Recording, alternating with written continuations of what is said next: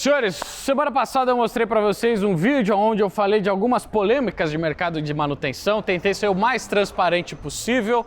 Acho que há muita mitologia envolvida na manutenção de carros importados, valores, jeitos de solução de problema, e eu vou continuar esse vídeo. Não tem um roteiro específico, mas eu vou aproveitar que eu estou com uma outra carroça velha minha em manutenção. Eu estou aqui com essa 320, que é da família, BMW. Estava com problemas de eletrônica intermitentes, vou abordar um pouco para vocês, mostrar em prática. Vamos desmontar aqui um corpo de borboleta, vou falar de mais vazamentos, porque esse carro também tem vazamentos. Tudo nesse vídeo e mais um pouco. Vamos dar uma volta aqui na oficina rapidamente, para ver o que tem em serviço agora aqui. Vou passar por 1, 2, 3, 4 BMWs no mesmo vídeo. Vou mostrar desgraça para vocês, vou mostrar coisa boa também. Mas antes de começar esse vídeo, considere se inscrever no canal, ativa as notificações se você gosta de conteúdos técnicos e profundos, assim como esse, e também filosóficos, porque eu vou dar uma desabafada aí, vai. Vou mostrar a realidade fora da Disneylândia, para vocês se conscientizarem da natureza dos problemas que a gente está lidando aqui, certo? Então, agora entra aquele desfoque gaussiano, tá tudo borrado, e aí de repente surge o logo da Vanguard, só com branco, e o vídeo começa. Bom, então vamos lá. Borboleta. Primeiro, qual que era o sintoma do carro? E por que o sintoma ele é importante? Quando eu falo sintoma, é a mesma terminologia que a gente utilizaria num hospital, certo? Porque aqui nós temos uma manifestação de um problema que é detectado através de sensações organolépticas. Vai começar a complicar. Ok, organoléptico significa que o dono não sabe qual que é o problema do carro, mas ele fala: olha, eu sinto o carro fraco. Quando eu acelero, o carro não sai do lugar. É como ele se tivesse amarrado, ou ele está afogado. Essas são as palavras que surgem. Amarrado, afogado, resposta lenta, tá dando soco.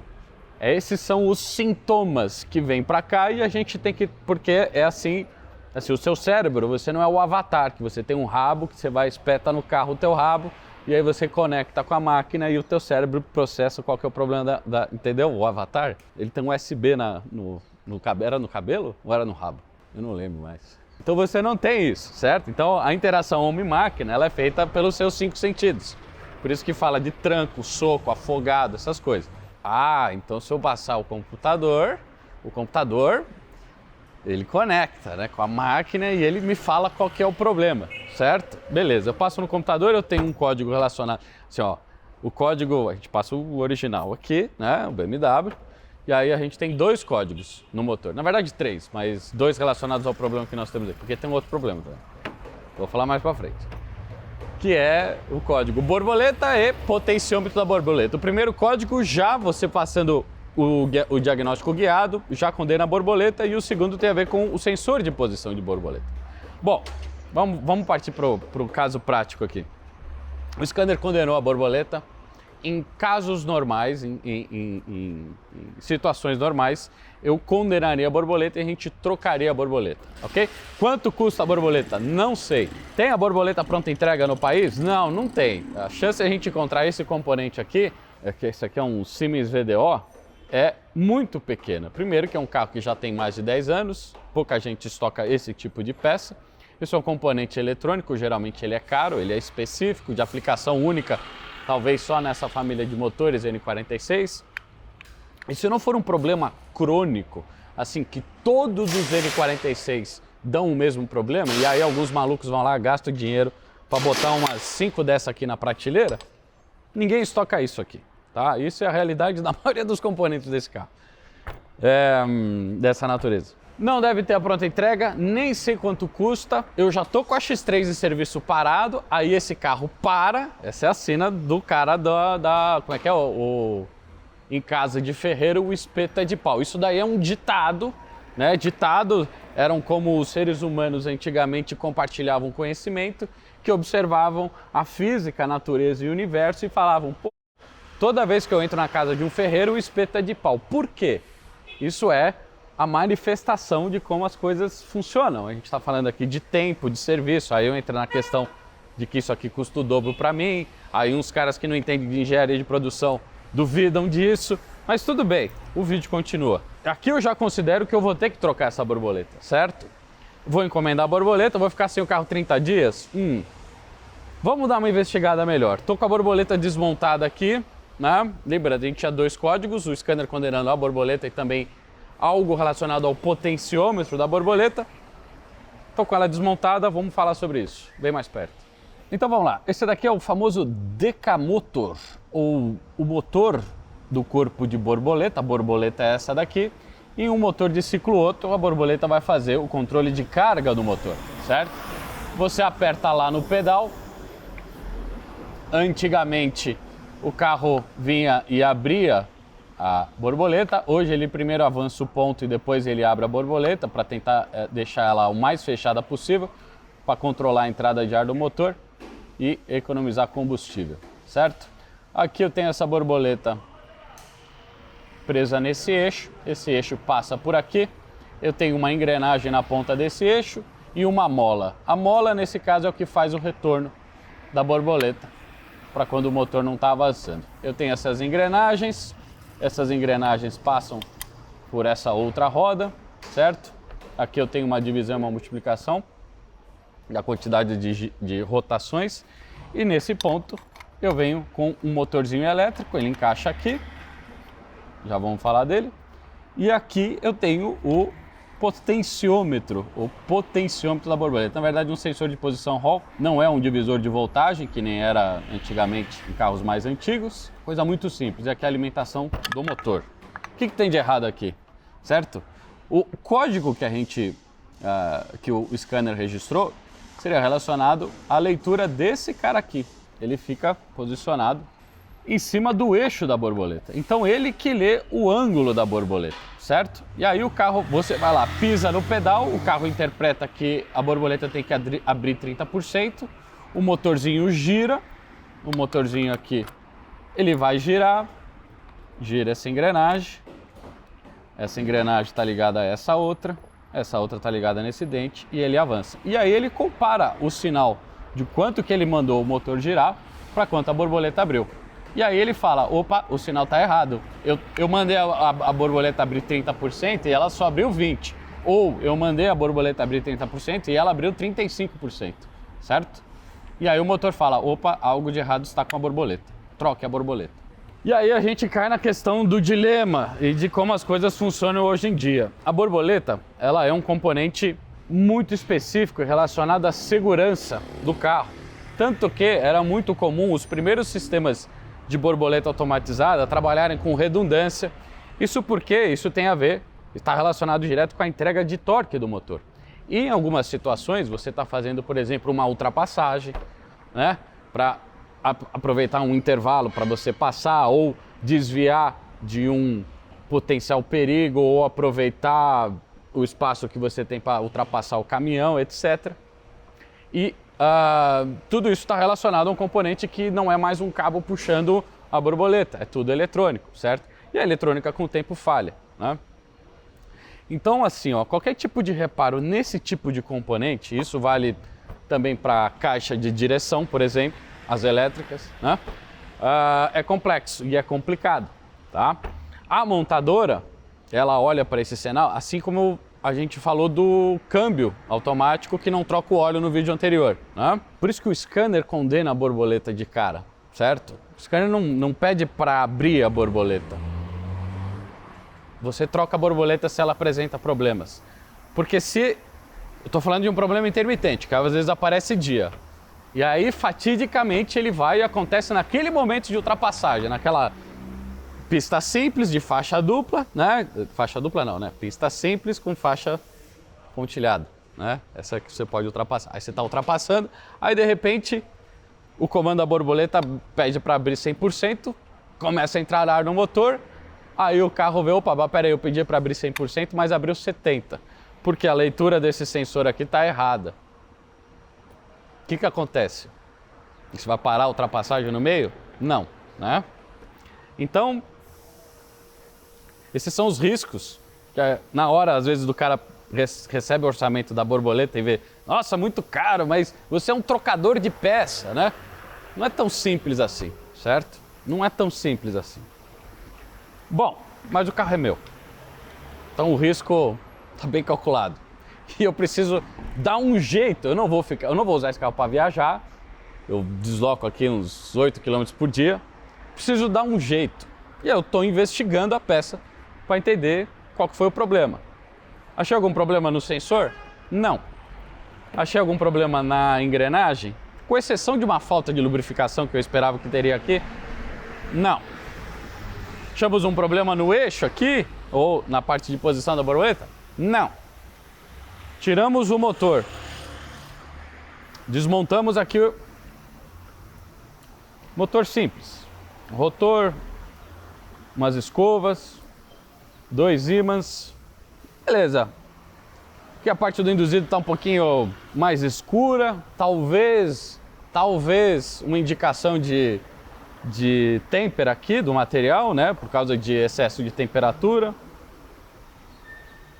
Aí eu vejo lá a parte do induzido no contato das escovas. Tem bastante escova ainda, não tinha sujeira.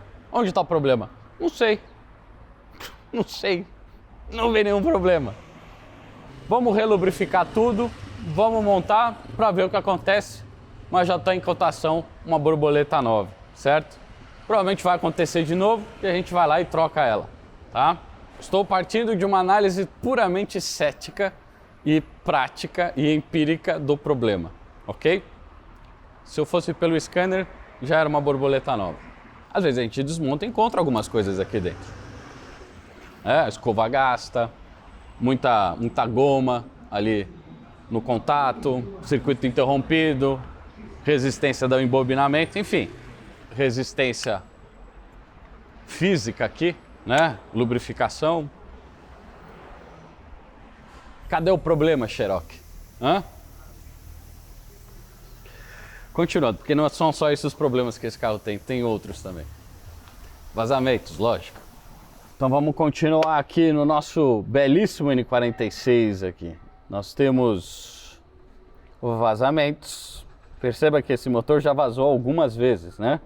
Essa junta de tampa de válvula ela é nova, mas se a gente vê aqui na tampa frontal do motor, a gente tem bastante acúmulo de óleo. Olha lá o nível do negócio. E é antigo isso aqui, né?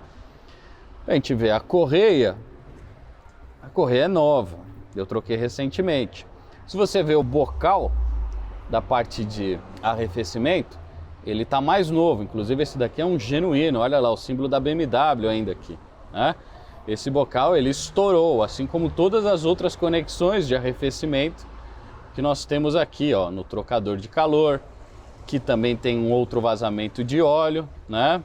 Ó, a água ela entra aqui do sistema de arrefecimento, passa por dentro do trocador de calor e sai por essa outra tubulação aqui, né? Aqui dentro eu tenho o óleo passa aqui pelo filtro, passa pelo trocador de calor, troca calor, o calor vai para a água, o óleo diminui um pouquinho de temperatura, né?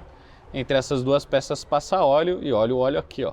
O óleo está vazando por entre o trocador de calor e o cavalete do filtro de óleo, mas não é só. Se a gente ver lá embaixo do cavalete do filtro de óleo aqui com o restante do motor, aqui, ó, eu também tenho vazamento.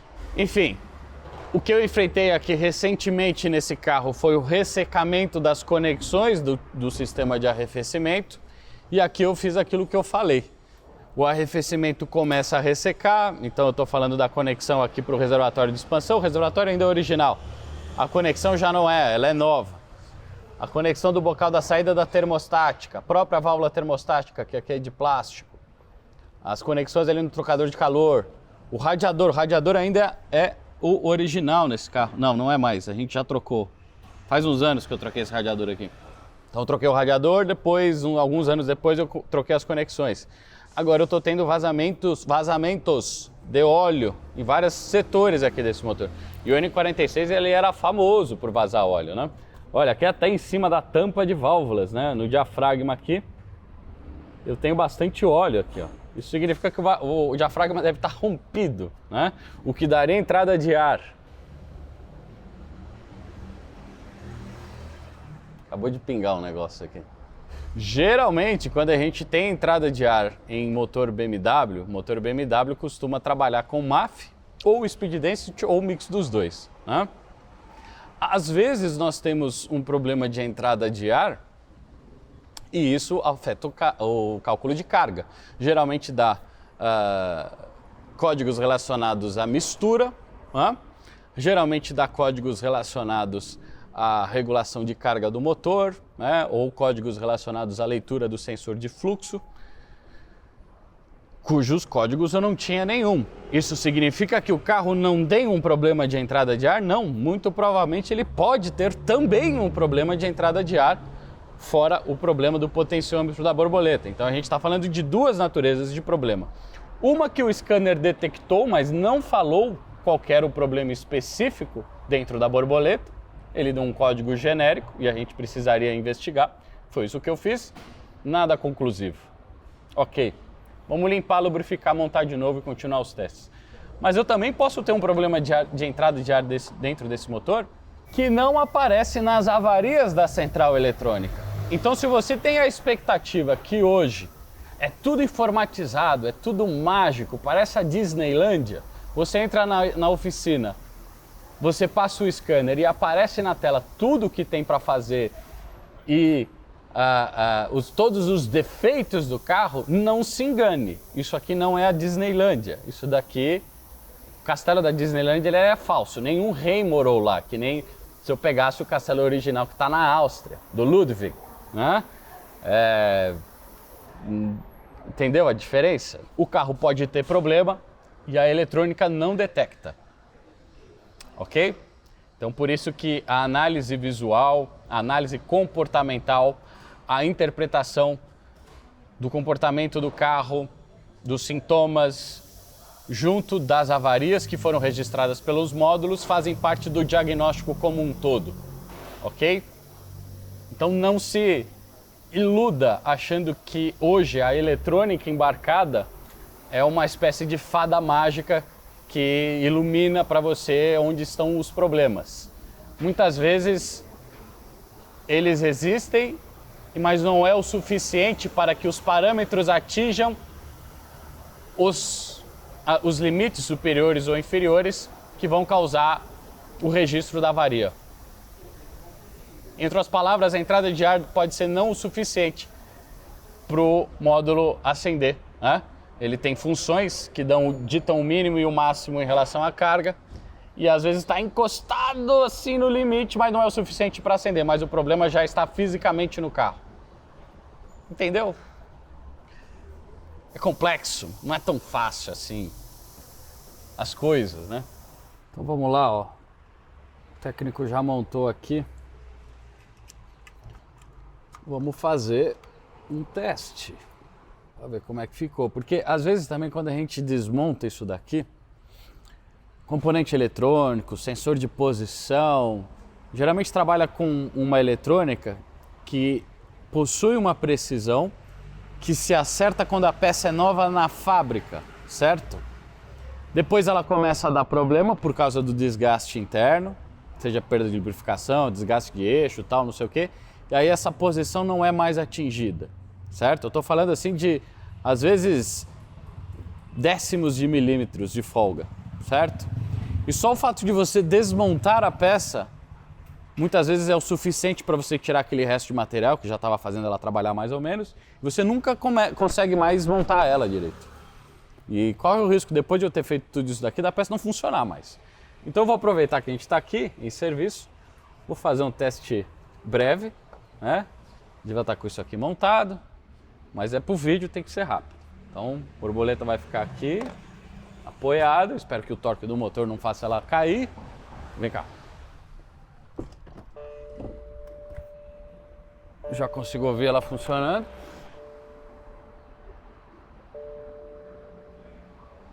Certo? Até agora funcionou. Agora a gente tem que montar no carro, tem que andar. Lembra que era intermitente, às vezes demorava dias para aparecer o problema. Resolveu? Não sei. Vamos descobrir. E aí eu já quero cair num outro assunto aqui, que é em relação a carro velho. Olha lá, 160 mil quilômetros, 161 mil. Esse carro é meu também, já faz uns 8 anos. Comprei ele numa oportunidade de negócio, o carro entrou aqui para fazer o serviço, o cara aprovou o orçamento, a gente fez o serviço, na hora de pagar ele falou, olha, surgiu um imprevisto, vocês não querem comprar o carro? Eu vendo para vocês por tanto e eu não pago o serviço. E aí, na época, o valor foi razoável e eu estava precisando de um carro, né? Para me deslocar no dia a dia, pareceu ser uma boa oportunidade na época. Já estou com o carro há algum tempo. E hoje esse carro também é um dos carros que eu utilizo para circular com a família. Esse carro, na verdade, é da minha esposa. Ela comprou o carro depois, mais tarde. Só que é um carro de 160 mil quilômetros, faz muita viagem para o interior, né? Faz aí viagens de 400 quilômetros, ela vai com bastante frequência, inclusive. E agora começam a surgir esses outros problemas, que aí vem aquela questão, né? O carro está mais antigo, já é um carro de mais de 10 anos, precisam ser feitos alguns vazamentos, a gente já viu a parte do arrefecimento, agora tem a parte de lubrificação, e estão surgindo problemas de defeitos eletrônicos, que não necessariamente são crônicos desse modelo, mas são crônicos de carro antigo, carro velho. Eu posso falar porque é meu, ou da família. E aí fica um ponto, né, que eu já venho falando há muito tempo aqui no canal, que é em relação aos carros dos anos 90 e dos anos 2000, que lá era a década gloriosa, aqui já é 2009, a gente está falando de uma década depois da década gloriosa, a década dourada, né? Onde os carros tinham eletrônica embarcada para dar uma certa confiabilidade, se comparados com sistemas de carburador, câmbios automáticos mais antigos, etc., ausência de ABS e tal. E passam-se 10 anos, começam a entrar algumas complicações, né, que vão ser futuros pontos de quebra. E aí eu te falo, vale a pena? Aí eu volto naquele cálculo que eu falei aqui no outro vídeo de novo. Quanto que custa esse carro hoje? 40 mil, mais ou menos? Quanto que a gente está gastando aqui? Quanto que é um corpo de borboleta, etc? Não sei. Vou chutar. 5 mil? É a metade de um Kwid? É a metade de um Kwid. Vale a pena pagar 90 mil num Kwid? Ou vale a pena pagar 45 numa BMW? Véia, 2009. Mas com banco de couro, motor anêmico. Esse motor é horrível, na verdade, comparado com os padrões de hoje, né? Esse é um motor que entrega pouco torque pelo nível de carroceria que a gente tem aqui, etc. Mas é o carro que eu já viajei para o Rio Grande do Sul. Preferiria ter viajado para o Rio Grande do Sul de Kwid? Não, eu vou com esse, e vou com esse. Né? Bom, onde que eu quero chegar aqui? Eu não sei, na verdade, porque essa é uma dúvida que acho que todos têm, né? Acho que cada um compra um carro por diversos motivos. Tem gente que compra o carro para deslocar, tem gente que compra o carro para deslocar coisas, né? Tem gente que compra o carro para trabalhar. Quando eu falo para trabalhar, tem várias formas de trabalhar. Pode ser só deslocamento, pode ser também uma questão de imagem pessoal. Isso é importante hoje em dia, né? De certa forma. Então você trabalhar com um carro importado, mais novo principalmente, é uma forma de você demonstrar sucesso para as pessoas que são analisadas ou que analisam outras por isso. Não é o canal é sobre mecânica, não sobre sociologia. Mas existem diversas formas de você comprar carro, motivos para você comprar o carro hoje. Hoje eu acho que, como o carro já está há algum tempo, essa desvalorização que aconteceu comigo aqui, ela é natural de todos os carros, por causa da idade, porque as coisas vão ficando velhas e os pontos de quebra são mais frequentes. E aí você acaba separando duas categorias de carro. Carros mais antigos de série normal, de entrada, tipo uma 320, né? Na época tinha o que? A 318, que era um pouco mais barato, que era um carro de entrada e oferecia o básico. Carros mais esportivos, do tipo uma 335, tipo essa que eu tenho aqui em serviço. Essa daqui, veja que é a mesma série 3 da mesma época, mas é uma 335, ou seja, um carro intermediário. E aqui, no caso da E90, O carro intermediário tinha um desempenho, de certa forma, superior à M3, que seria o suprassumo, que são os carros que hoje mantêm valor, certo? É 40 mil naquela carroceria com o motor 4 cilindros. E uma M3 hoje está quanto, Arthurzinho? 250? 400? Você vê que eu não vendo carro, né? Não é minha especialidade, eu só conserto.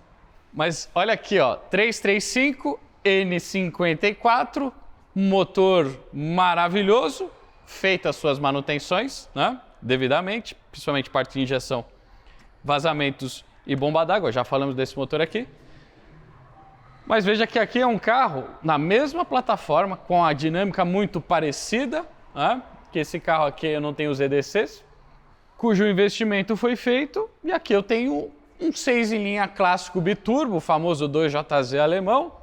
Eu tenho uma excepcional dinâmica, tá? A E90 para mim ainda é uma das série 3 cuja dinâmica é incomparável, ainda direção hidráulica, alguns modelos, lá na 320, por exemplo, posição de dirigir quase perto do perfeito. E é isso, vale a pena lá na 320? Não, qual que é a diferença do carro só por causa da troca do motor?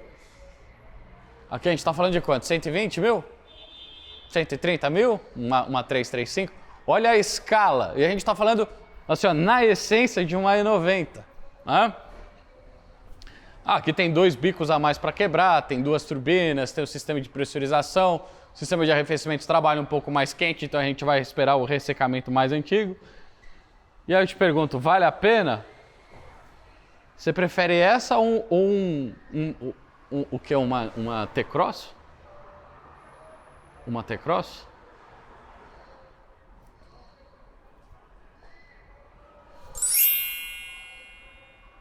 Ó, e o cara aqui fez direitinho, hein? Olha lá.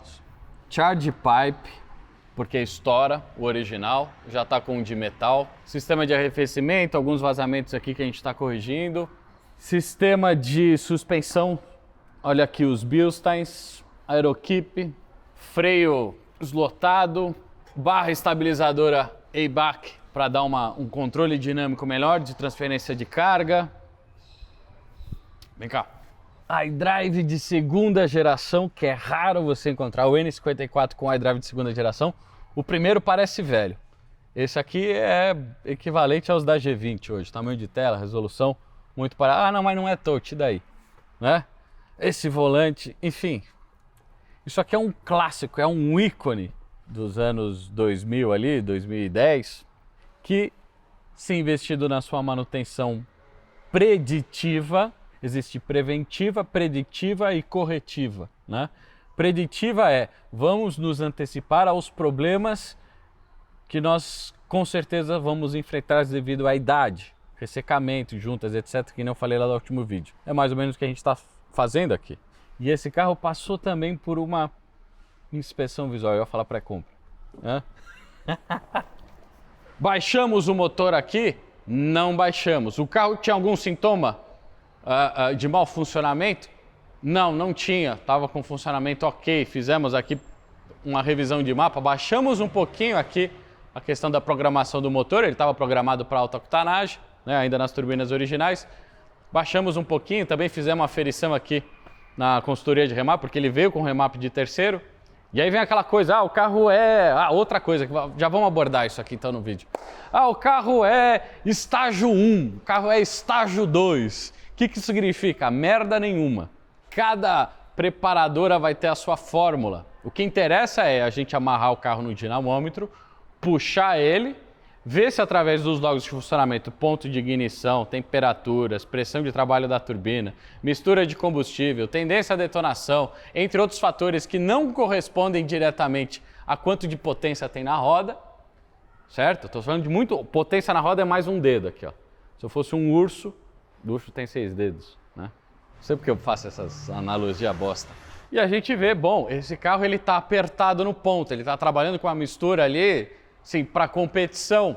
Qual que vai ser o uso novo desse carro? O carro do dia a dia, dar um rolê no fim de semana, vai andar na frente de todas as 335 que estão no país hoje? Não. Precisa? Também não. Então vamos dar uma baixada. Vamos deixar a exploração de turbina, de eficiência volumétrica, vamos trabalhar com uma mistura um pouquinho mais rica, certo? Para diminuir um pouco de temperatura e vamos aliviar um pouquinho de ponto, certo? Vai ganhar a prova de arrancada? Não, não vai. Precisa? Também não. Então agora a gente fez um ajuste de mapa para esse carro. Então assim, tá vendo quanta coisa? E aquelas coisas, né? Eu tô falando aqui de pré-compra, coisa que me irrita. Ah, porque está junto não sei quem, me irrita, porque isso não diz nada. Não, porque eu trouxe o carro aqui, passei o scanner e não tinha nada. Não significa que não tem problema, né? Essas coisas que é do dia a dia, que é daquela parte mais... Como é que o outro cara falou? Os vídeos da Vanguard são cartazes. Vem cá, vamos falar da X3, vem cá. X5 F15. Eu queria comprar um carro desse para dia a dia, para trocar a 320, para trocar a X3. A diferença de valor é um pouquinho mais, a gente tá falando de uns 100 mil reais de diferença aqui ainda. Mas aqui, ó, 6 linhas de novo, só que dessa vez é diesel, né? Turbina simples. O que é comum? Eu já mostrei, eu já gravei vídeo de N57 M50D aqui no canal, né? Então eu falei lá de EGR, falei de carbonização de coletor, né? Esse carro aqui está passando, chega para cá com um diagnóstico feito, cliente solicita para trocar o sistema de alimentação de combustível conforme o diagnóstico de terceiro e a gente está fazendo isso. Vai resolver o problema? Não sei. Acho que pode ter mais coisa nesse cálculo, mas estamos começando pelo o que foi combinado aqui, né? Vamos montar tudo, vamos ligar o carro, vamos ver como ele se comporta. Tem relatos de limalha no sistema, etc. Talvez o buraco seja um pouco mais embaixo. Mas é um trabalho investigativo aqui. Quantas vezes a gente já viu problemas parecidos nessa plataforma? Nenhum. Isso daqui é completamente fora da curva. Pode ser defeito colocado em manutenções antigas, né? É comum a gente ter problema aqui de injetores, que não estão nesse cálculo, inclusive, o que chama atenção, né?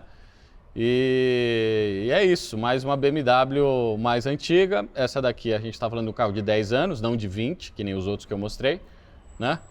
E a gente resolve os problemas conforme eles surgem, certo?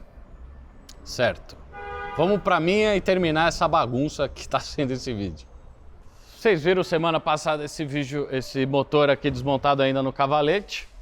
Agora a gente está com o motor no lugar, câmbio acoplado, a parte do chicote elétrico, os acessórios montados, certo?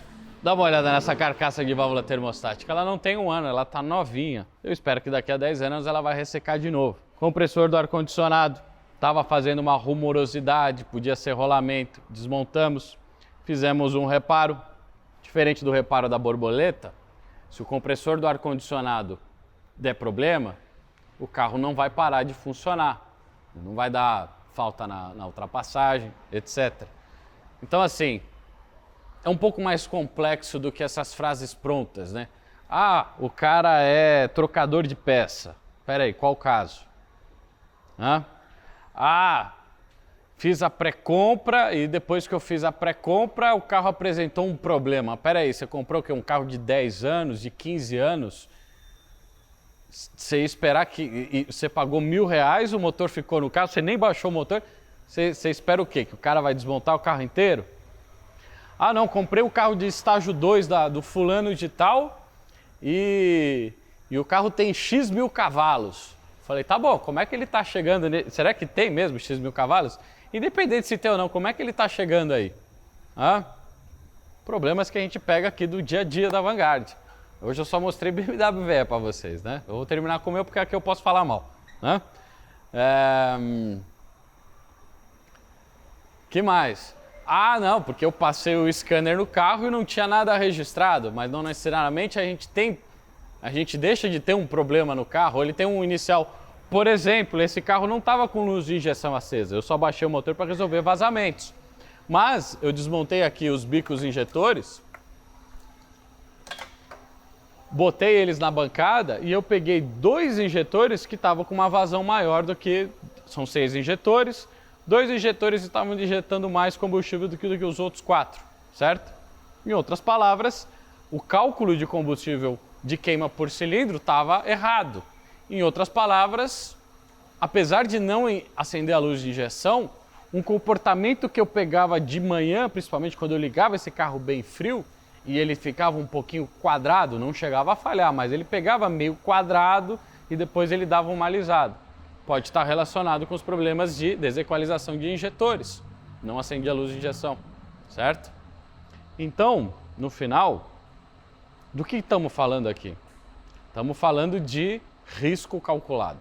Um carro mais antigo vai perder o seu valor por causa que o risco de incidência de novos problemas devido à degradação dos componentes aumenta. Aumenta-se o risco, você que tem que ter uma recompensa de acordo. É assim que funciona. Fortuna, como é que era em latim? Fortis fortuna adiuvita. Tá vendo? Eu falo latim. Ou a sorte favorece aos corajosos. Ou o risco é alto, a possibilidade de recompensa também deve ser alta. Logo, o preço é mais barato. Entendeu? Você vai comprar o carro com um conjunto de um motor 6 em linha, um câmbio automático, banco de couro, ar-condicionado, espaço interno, sistema 4x4, uma suspensão mais alta, todo nesse conjunto, por menos do que um Kwid. Entendeu? Risco-recompensa. Ou uma 335 com 62 kgf de torque, um câmbio automático, uma dinâmica maravilhosa que um T-Cross nunca vai te entregar. Entendeu? Então a gente está falando aqui de brincadeira de gente grande, de homens responsáveis, certo? Que assumem o problema e vão resolvendo eles conforme eles vão surgindo, sem reclamar, sem terceirizar a responsabilidade, né? Certo? O BO é seu, você comprou o carro porque você quis, certo? É o meu caso aqui, eu tenho a X3. Posso botar para vender para me livrar dos problemas futuros? Posso.